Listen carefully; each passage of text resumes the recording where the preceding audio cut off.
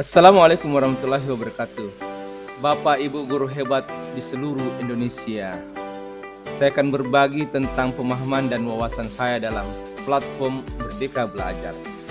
Pada topik satu ini, bagaimana saya akan menjelaskan bagaimana pemahaman saya tentang pemahaman gagasan dan prinsip pendidikan berdasarkan Ki Hajar Dewantara.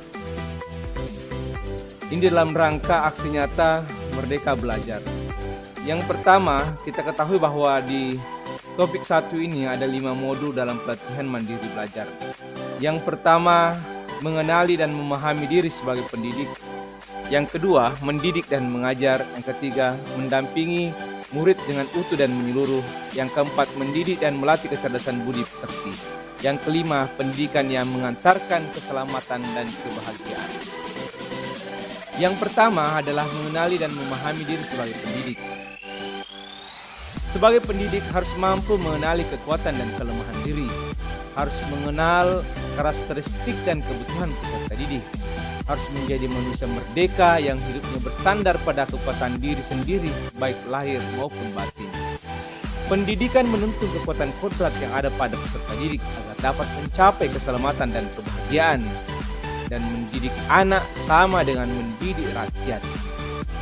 Pendidikan berperan penting pada perkembangan peserta didik sesuai dengan perkembangan zaman. Guru harus adaptif terhadap perubahan. Yang kedua adalah mendidik dan mengajar. Inti dalam topik yang kedua ini atau modul yang kedua ini adalah bagaimana pengajaran itu merupakan bagian dari pendidikan. Ini harus dipahami bahwa pengajaran merupakan cara menyampaikan ilmu dan atau manfaat bagi hidup peserta didik secara lahir dan batin. Mendidik adalah menuntun segala kodrat yang ada pada peserta didik sehingga dapat mencapai keselamatan dan kebahagiaan setinggi-tingginya. Pendidikan tidak sekedar memberikan pengetahuan, namun mendidik keterampilan, berpikiran dan berpikir dan mengembangkan kecerdasan batin peserta didik. Kemudian dalam mendidik dan mengajar dikenal dengan sistem Among. Sistem Among ini adalah Ingar Sosun Tuloda, Imadia Mangunkarsa dan Tuturi Handayani. Kemudian manusia merdeka, manusia yang dapat menguasai dan memerintah dirinya. Yang ketiga adalah mendampingi murid dengan utuh dan menyeluruh.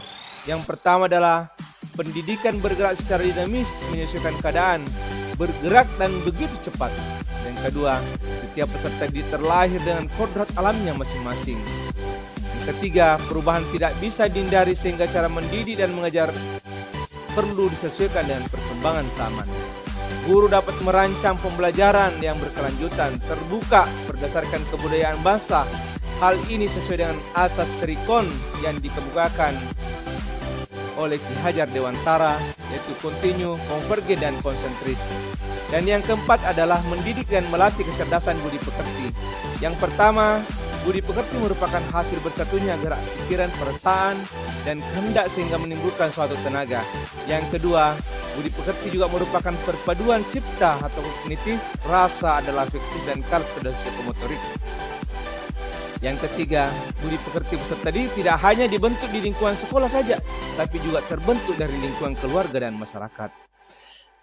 Teori konvergensi yang dikemukakan itu berasal dari dua teori yang besar. Yang pertama adalah teori tabula rasa, di mana kodrat anak ibarat kertas kosong yang dapat diisi dan ditulis oleh pendidik dengan pengetahuan wawasan yang diinginkan oleh pendidik. Dan teori negatif, kodrat anak ibarat kertas yang sudah diisi penuh dengan berbagai macam tulisan. Dan yang terakhir adalah pendidikan yang mengantarkan keselamatan.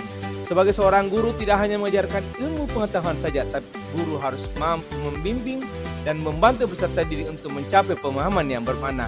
Perspektif guru tidak harus selalu sama dengan perspektif peserta didik. Fungsi pendidikan adalah mengantarkan peserta didik agar siap hidup dan mampu mengisi zamannya. Ini yang mungkin yang bisa kami sampaikan. Terima kasih.